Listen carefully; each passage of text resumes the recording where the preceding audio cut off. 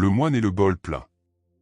Il était une fois un jeune moine qui voyagea pendant des semaines pour rendre visite à un maître zen célèbre pour sa sagesse. Lorsqu'il arriva enfin au temple, épuisé et rempli de questions, le maître l'invita à prendre le thé. Ils s'assirent en silence. Le maître prit la théière et commença à verser le thé dans la tasse du visiteur. Il versa encore et encore, jusqu'à ce que la tasse soit complètement pleine. Mais il ne s'arrêta pas. Le thé déborda sur la table, puis sur le sol. Le moine, alarmé, cria « Maître ! La tasse est pleine. Elle ne peut plus recevoir. » Le maître posa calmement la théière et sourit. « Comme cette tasse, dit-il, tu arrives rempli de tes propres idées, opinions et connaissances. Comment pourrais-je te montrer quelque chose de nouveau si tu ne vides pas d'abord ta tasse ?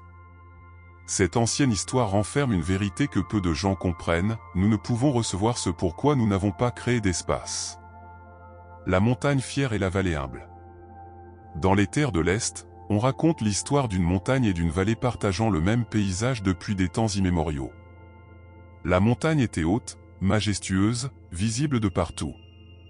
Quand le soleil se levait, ses sommets brillaient les premiers. Quand les tempêtes arrivaient, elle les affrontait avec fermeté.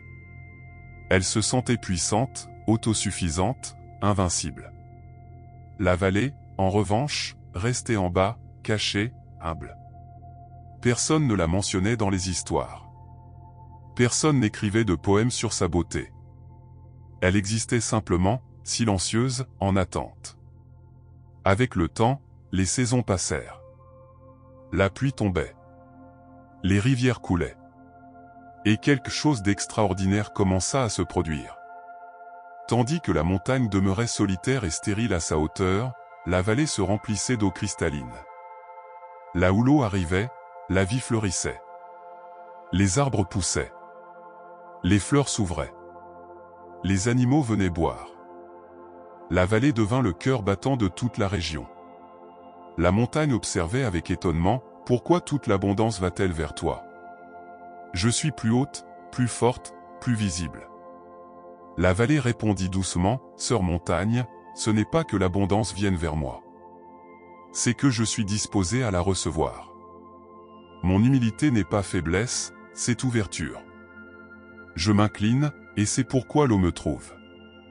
Toi, tu t'élèves avec fierté, et c'est pourquoi l'eau t'abandonne. La leçon zen est claire, ce qui s'élève avec rigidité reste vide. Ce qui s'ouvre avec humilité se remplit naturellement. Le mendiant et l'empereur. Dans les temps anciens, vivait un empereur qui possédait tout ce qu'un homme pouvait désirer, palais, or, vaste territoire. Pourtant, il se sentait vide intérieurement, insatisfait, toujours en quête de quelque chose de plus. Un jour, alors qu'il se promenait déguisé dans les rues de sa ville, il vit un mendiant assis sous un arbre.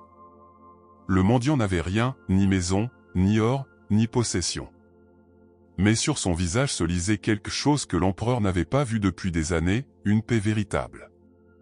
Intrigué, l'empereur s'approcha et demanda, « Comment se fait-il que toi, qui n'as rien, sembles si en paix, tandis que moi, qui ai tout, me sens constamment insatisfait ?» Le mendiant sourit et dit, « Majesté, laisse-moi te montrer quelque chose. » Il étendit ses mains ouvertes, vides. « Regarde mes mains.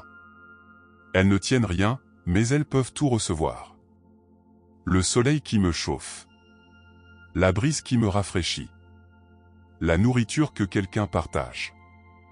Le sourire d'un enfant. » Puis il montra les mains de l'empereur, serrées en poing sans même qu'il s'en rende compte.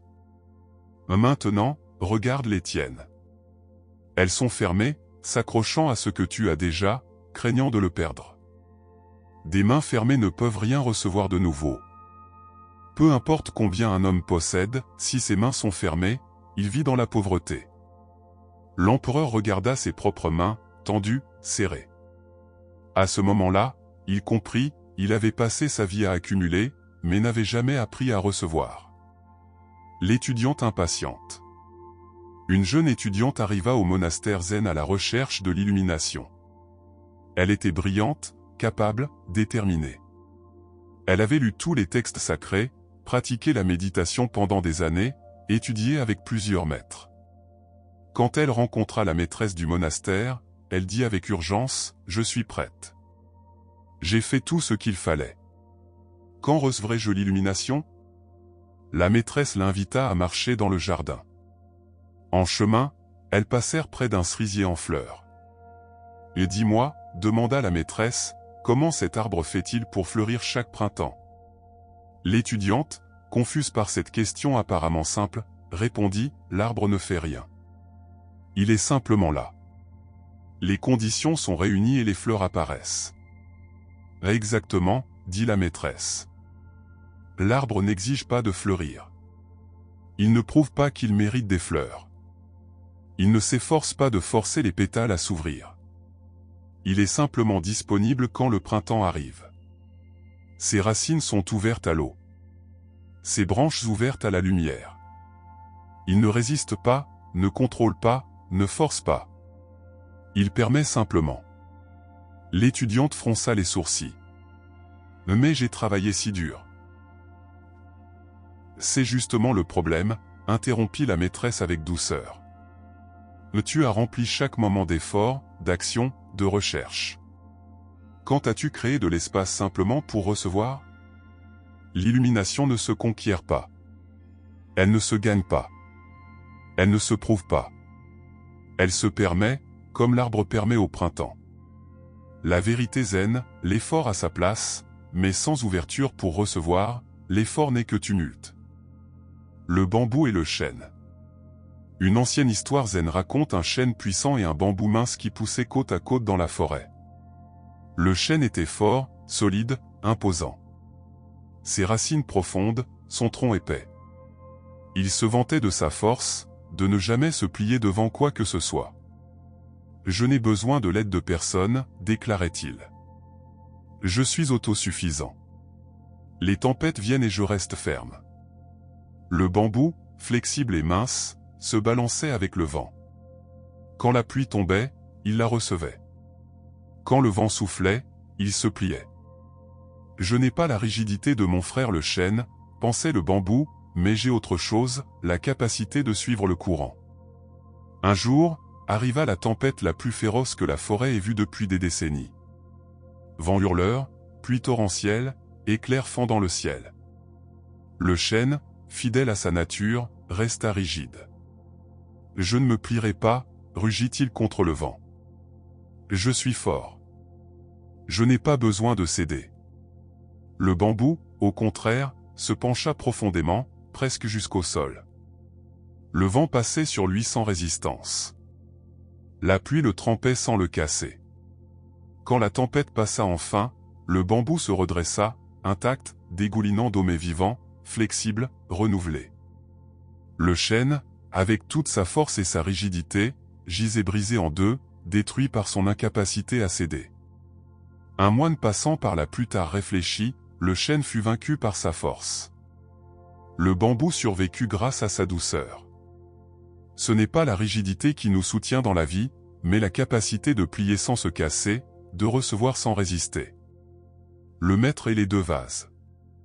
Il était une fois un maître de céramique célèbre dans toute la province. Un jour, deux étudiants arrivèrent dans son atelier, chacun apportant un vase qu'il avait créé. Le premier vase était magnifique, parfaitement symétrique, avec des décorations élaborées. Mais il avait le fond complètement scellé. Pas d'ouverture.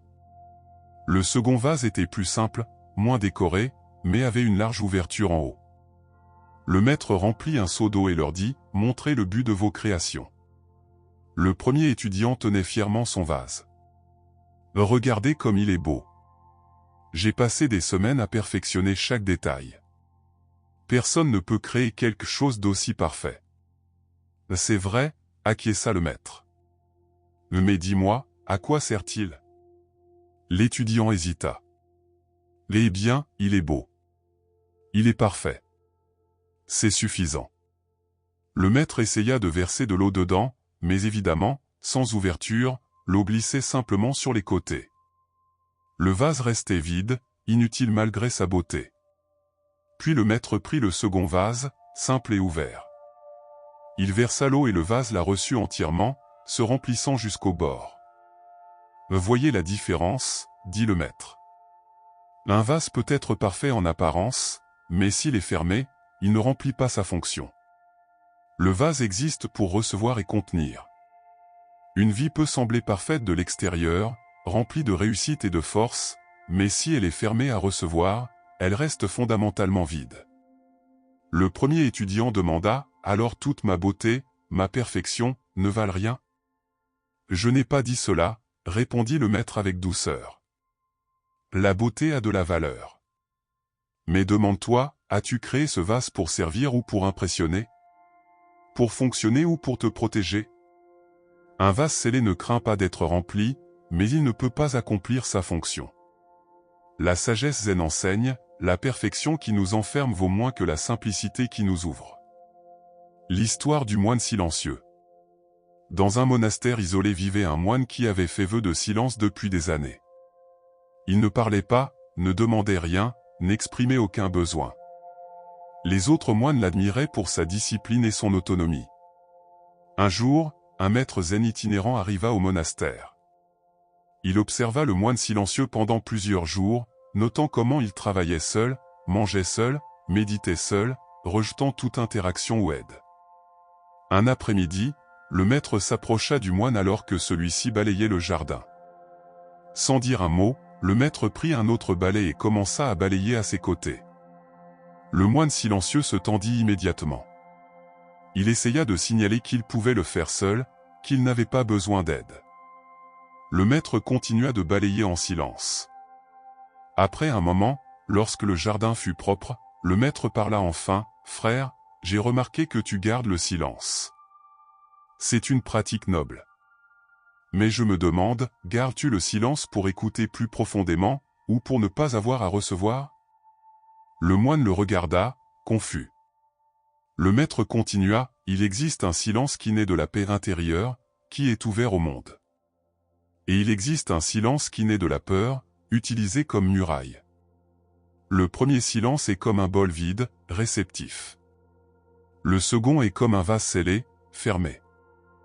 Quand tu as refusé mon aide pour balayer, était-ce parce que tu n'en avais pas besoin, ou parce que tu crains la vulnérabilité que suppose le besoin? Quand tu manges seul, est-ce par préférence consciente, ou par peur de l'intimité que le partage exige? Parfois, ce que nous appelons discipline n'est qu'une autre façon de maintenir le monde à distance. Le moine silencieux sentit quelque chose bouger en lui. Pendant des années, il avait cru que son autonomie était une vertu spirituelle. Il voyait maintenant que ce n'était peut-être qu'un refuge élégant pour fuir la vulnérabilité de recevoir. Cette nuit-là, pour la première fois depuis des années, le moine silencieux se joignit aux autres moines pour le repas communautaire. Il ne rompit pas son vœu de silence, mais ouvrit quelque chose de plus profond, la disposition à être présent et à permettre aux autres de l'atteindre. Le jardin qui ne reçoit pas la pluie. Un jardinier zen prenait soin d'un jardin extraordinaire. Chaque plante était parfaitement placée, chaque pierre à sa place exacte. Il avait travaillé des années pour créer cette perfection. Mais il avait un problème, il avait construit un toit en verre élaboré sur tout le jardin pour le protéger des tempêtes, des vents forts, de la grêle occasionnelle. Les plantes poussaient, mais faibles, pâles. Les arbres survivaient, mais ne fleurissaient jamais pleinement. Un jour, un moine visiteur vit le jardin et demanda, « Pourquoi tes plantes semblent-elles assoiffées alors que tu leur donnes de l'eau chaque jour ?»« Je ne comprends pas, » répondit le jardinier, frustré. « Je les arrose méticuleusement. Je leur donne exactement la quantité d'eau dont elles ont besoin, au moment précis. Je contrôle chaque variable. » Le moine montra le toit en verre. « Voilà ta réponse. Tu protèges tellement ton jardin qu'il ne peut recevoir ce qui lui revient naturellement. La pluie qui tombe du ciel apporte plus que de l'eau, elle apporte des minéraux de l'air, la vie, le rythme naturel de sécheresse et d'abondance dont les plantes ont besoin pour se renforcer. Mais la tempête pourrait les endommager, protesta le jardinier. Et le soleil excessif pourrait les brûler, et le vent pourrait les casser, répondit le moine. Mais c'est précisément ce processus qui les renforce. Un jardin qui n'affronte jamais la tempête produit des plantes faibles. Une plante qui ne reçoit que de l'eau mesurée ne développe jamais de racines profondes. Le jardinier réfléchit en silence. Le moine poursuivit, il en va de même pour les personnes. Nous protégeons tellement notre cœur, contrôlons tellement ce que nous laissons entrer, que nous finissons faibles. La vie veut nous donner bien plus que ce que nous calculons nécessaire, mais nous construisons des toits en verre et nous nous demandons ensuite pourquoi nous nous sentons secs. Cet après-midi-là, le jardinier commença à démanteler des sections du toit. Avec crainte au début, mais avec confiance croissante. Lorsque la prochaine pluie arriva, il observa avec émerveillement comment ces plantes la recevaient. Certaines se pliaient sous le poids de l'eau, mais ne se cassaient pas. D'autres se redressaient plus fortes ensuite. Le jardin avait enfin commencé à vivre véritablement. La leçon de l'océan.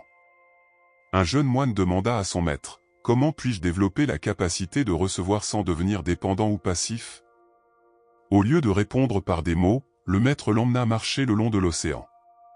Ils s'assirent sur la plage et observèrent les vagues en silence pendant des heures. Enfin, le maître parla, « Que vois-tu » ? « Je vois l'océan qui reçoit constamment, » répondit l'étudiant. « Les rivières s'y jettent. La pluie tombe dedans.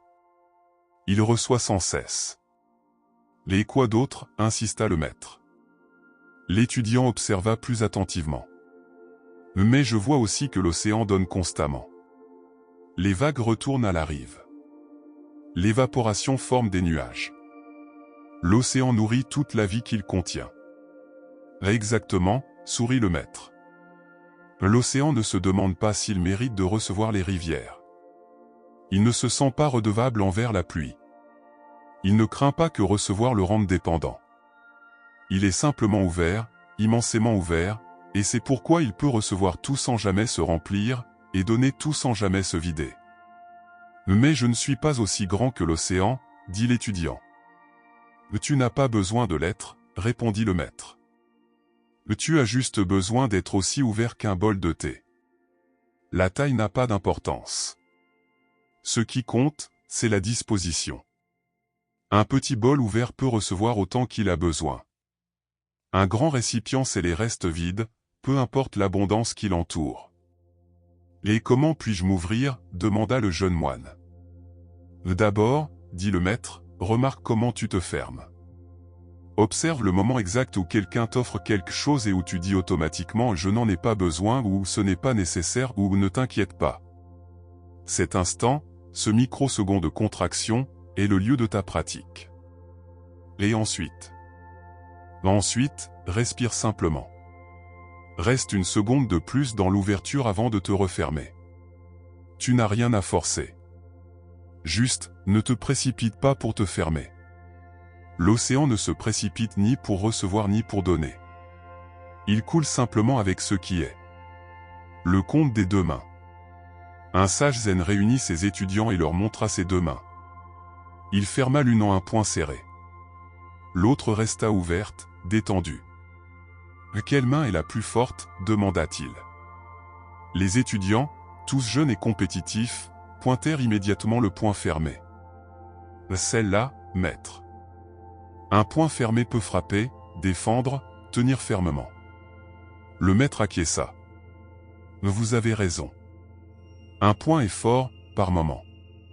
Mais gardez votre main en poing pendant 1 heure. » Que se passe-t-il?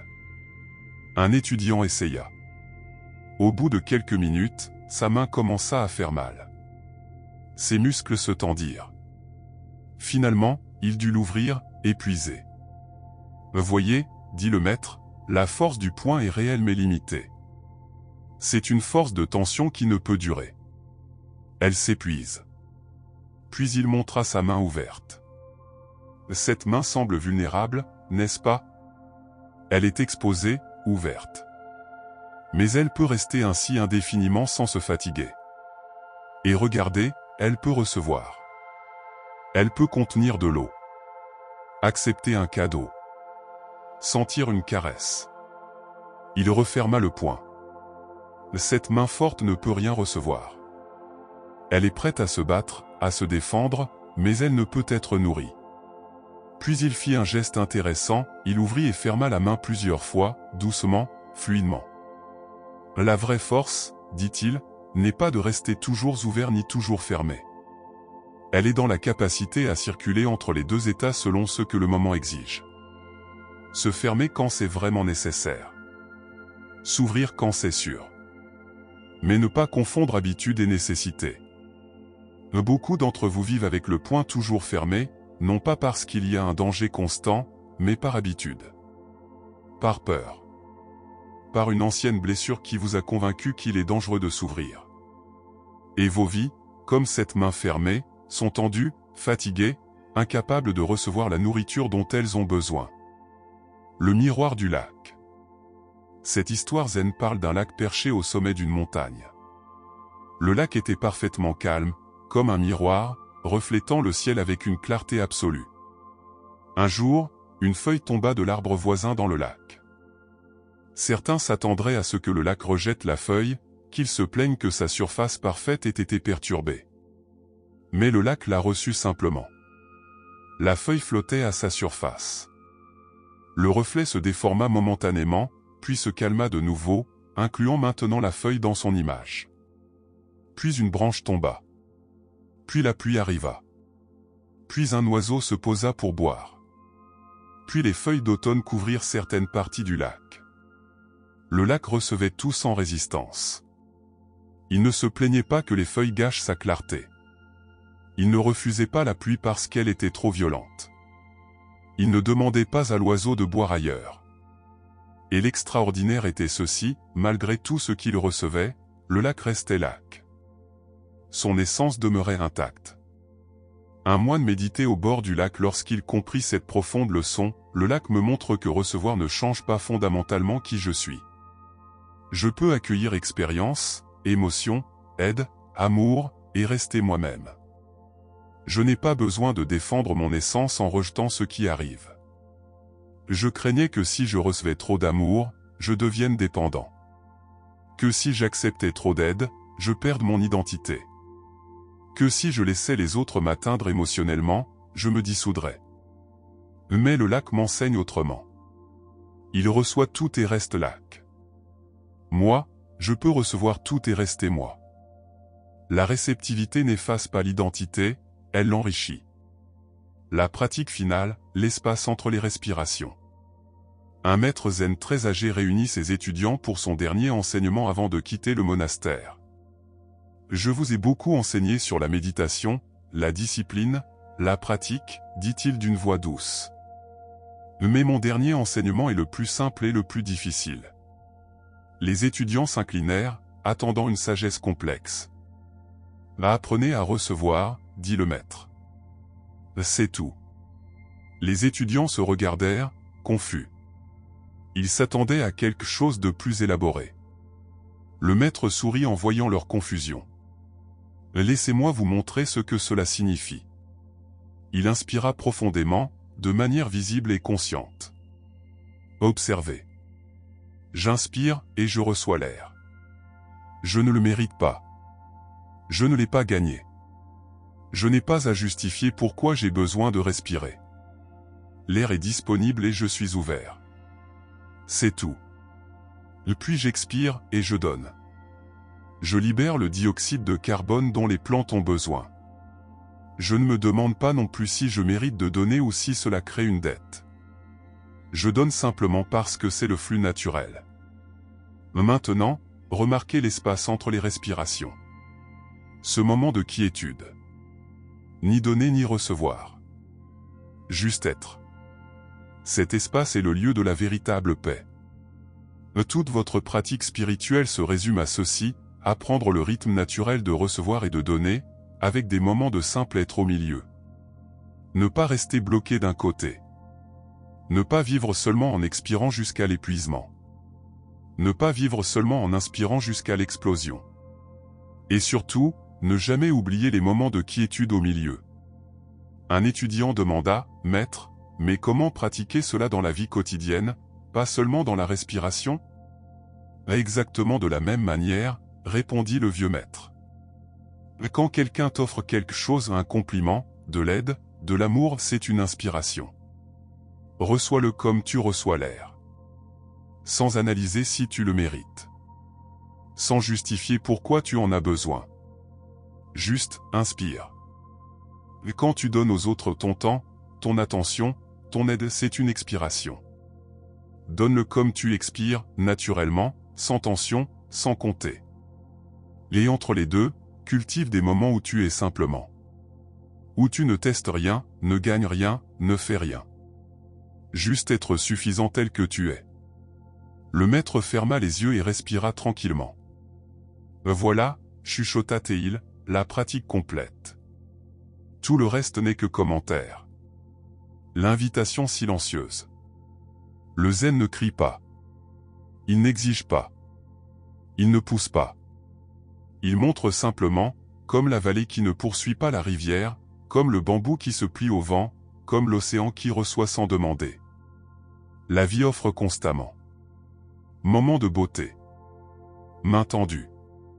Paroles aimables. Opportunités inattendues. Amour sans condition. La question n'a jamais été de savoir si la vie donne. La question a toujours été, es-tu disponible pour recevoir? Tu n'as pas besoin de changer qui tu es. Tu n'as pas besoin de devenir quelqu'un d'autre. Il te suffit de remarquer où tu te fermes par habitude, pas par nécessité. Et à ce moment de conscience, avant ta réponse automatique. Respire. Reste. Permets. Comme le bol vide qui peut enfin se remplir. Comme la vallée qui reçoit la rivière sans effort. Comme le lac qui accepte chaque feuille sans résistance. Cette seconde d'ouverture peut transformer toute une vie. L'invitation est déjà là. Elle l'a toujours été. Avec révérence, avec calme, avec suffisamment d'espace pour que le bien puisse entrer.